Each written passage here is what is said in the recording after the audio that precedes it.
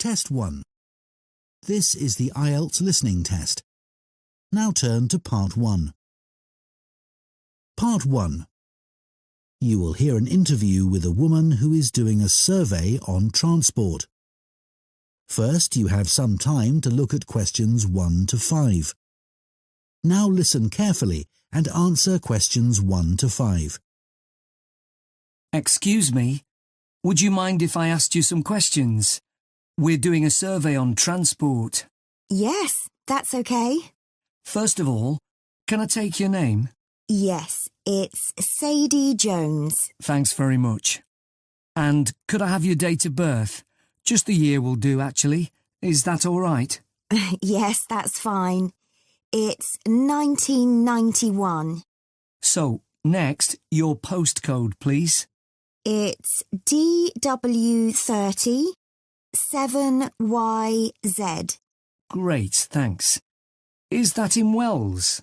No, it's actually in Harborne. Wells isn't far from there, though. I really like that area. My grandmother lived there when I was a kid. Yes, it is nice. Right, so now I want to ask you some questions about how you travelled here today. Did you use public transport? Yes, I came by bus. OK, and that was today. It's the 24th of April, isn't it? Isn't it the 25th? No, actually, you're right. And what was the reason for your trip today? I can see you've got some shopping with you. Yes, I did some shopping, but the main reason I came here was to go to the dentist. That's not much fun. Hope it was nothing serious.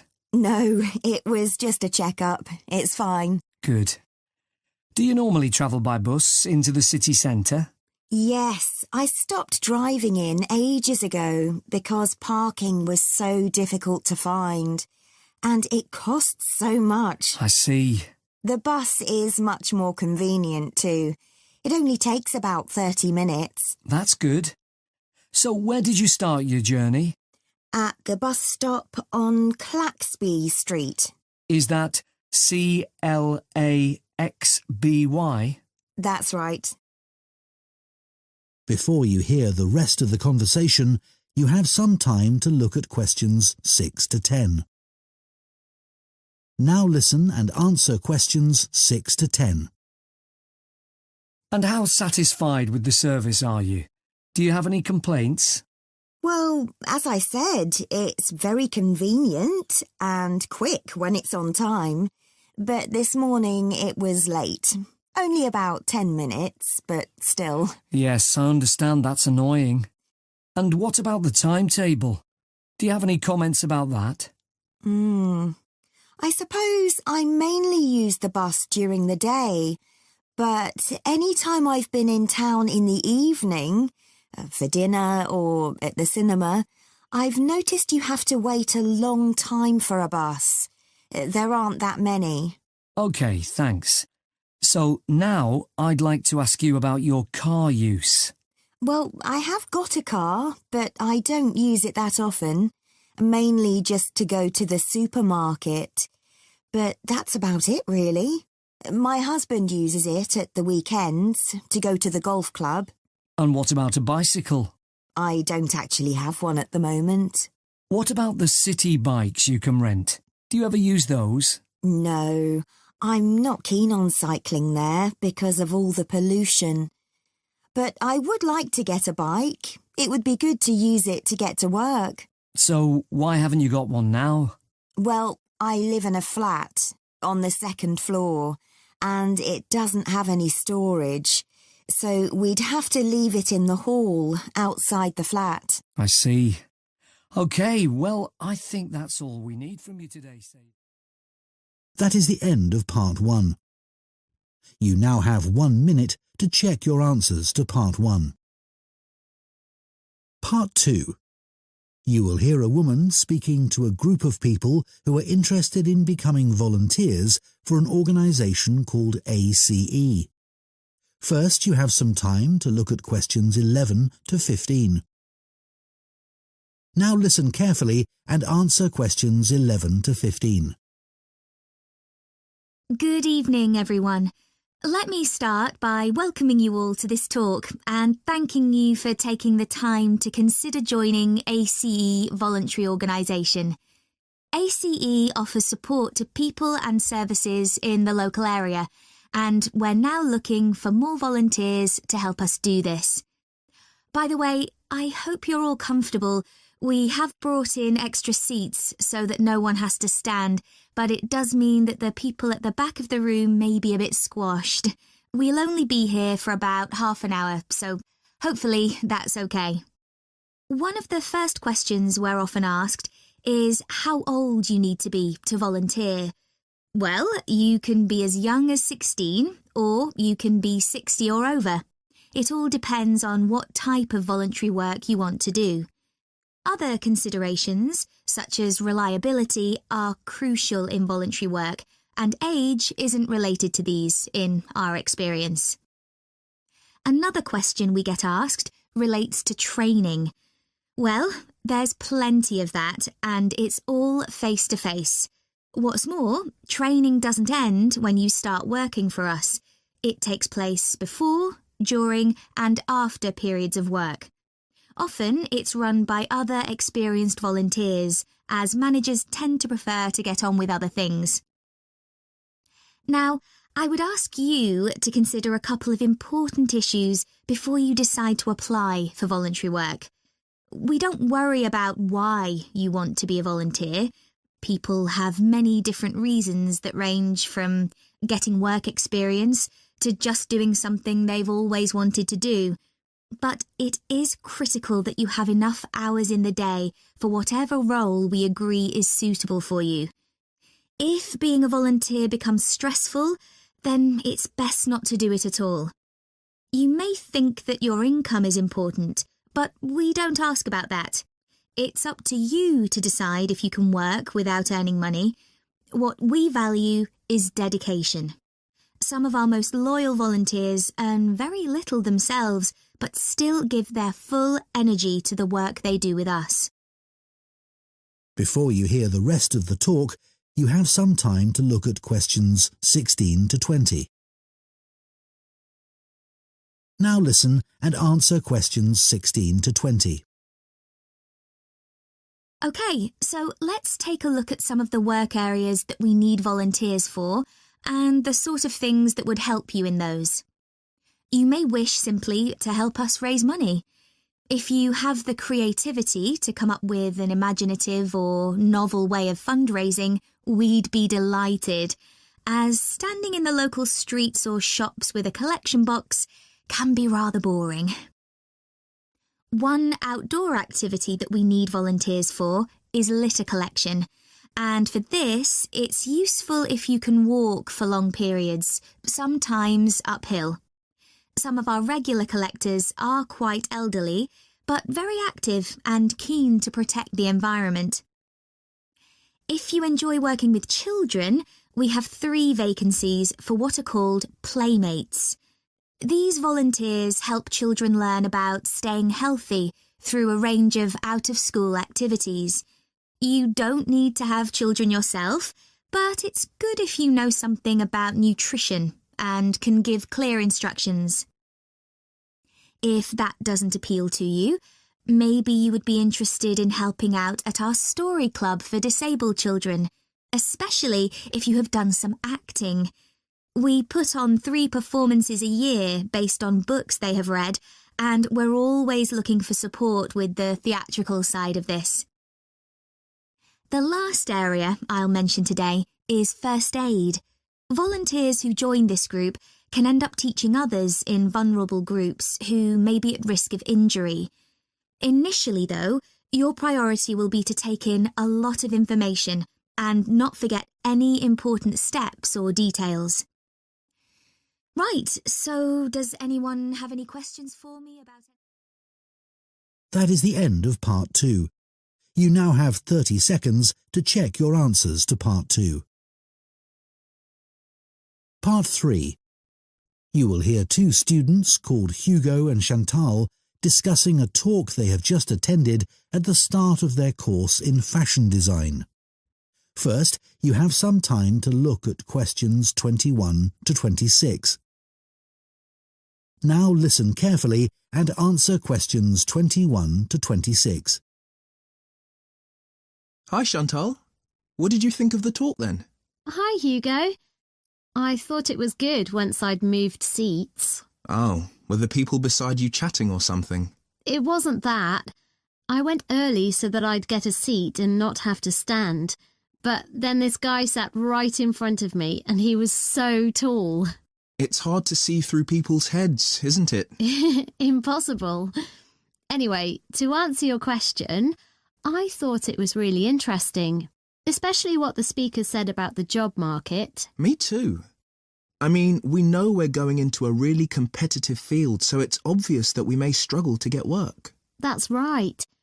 And we know we can't all have that dream job. Yeah, but it looks like there's a whole range of areas of work that we hadn't even thought of, like fashion journalism, for instance. Yeah, I wasn't expecting so many career options. Overall, she had quite a strong message, didn't she? She did. She kept saying things like, I know you all think this, but... And then she'd tell us how it really is. Perhaps she thinks students are a bit narrow-minded about the industry. It was a bit harsh, though. We know it's a tough industry. Yeah, and we're only first years after all. We've got a lot to learn. Exactly.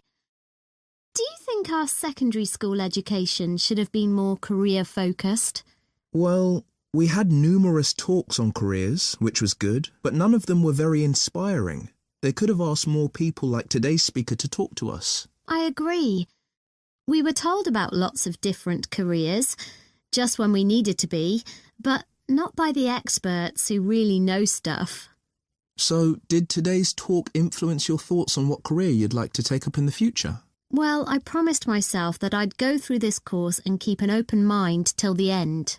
But I think it's better to pick an area of the industry now and then aim to get better and better at it. Well, I think we'll just have to differ on that issue. One thing's for certain, though. From what she said, we'll be unpaid assistants in the industry for quite a long time. I'm prepared for that. Aren't you? Actually, I'm not going to accept that view. Really? But she knows it's the case, and everyone else says the same. That doesn't mean it has to be true for me. Okay. Well, I hope you're right. Before you hear the rest of the discussion, you have some time to look at questions 27 to 30. Now listen and answer questions 27 to 30. I thought the speaker's account of her first job was fascinating. Yeah. She admitted she was lucky to get work being a personal dresser for a musician. She didn't even apply for the job, and there she was getting paid to choose all his clothes. It must have felt amazing. Though she said all she was looking for back then was experience, not financial reward. And then he was so mean, telling her she was more interested in her own appearance than his. But she did realise he was right about that, which really made me think. I'm always considering my own clothes, but now I can see you should be focusing on your client. She obviously regretted losing the job. Well, as she said, she should have hidden her negative feelings about him, but she didn't. It was really brave the way she picked herself up and took that job in retail. Fancy working in a shop after that? Yeah, well, she recommended we all do it at some point. I guess, as a designer, you'd get to find out some useful information, like how big or small the average shopper is. I think that's an issue for manufacturers, not designers. However, it would be useful to know if there's a gap in the market, you know? An item that no one's stocking, but that consumers are looking for. Yeah, people don't give up searching. They also take things back to the store if they aren't right. Yeah. Imagine you worked in an expensive shop and you found out the garments sold there were being returned because they fell apart in the wash. Yeah, it would be good to know that kind of thing. Yeah. That is the end of part 3. You now have 30 seconds to check your answers to part 3. Part 4. You will hear a zoology student giving a presentation on the process of moving wild elephants to a new reserve, known as translocation. First, you have some time to look at questions 31 to 40.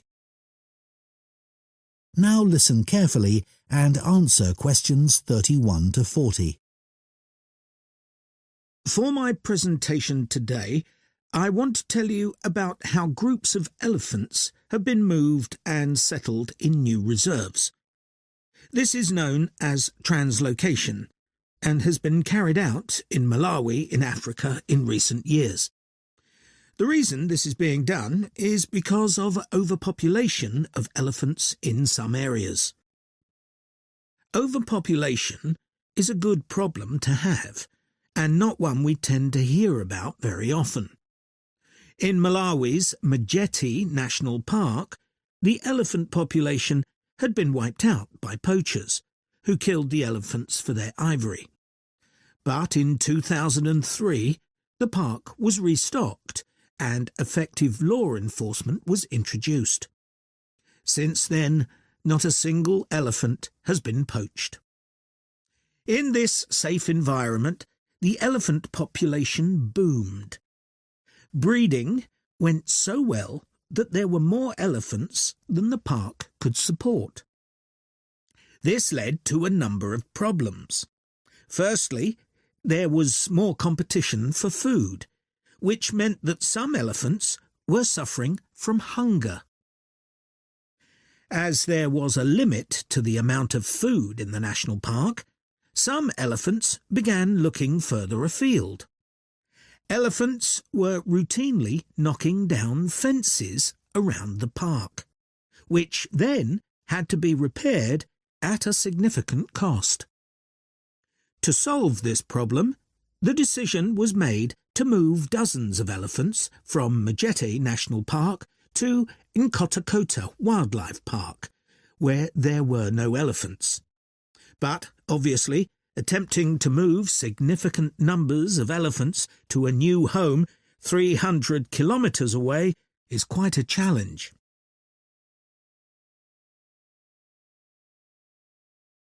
So, how did this translocation process work in practice? Elephants were moved in groups of between 8 and 20, all belonging to one family. Because relationships are very important to elephants, they all had to be moved at the same time.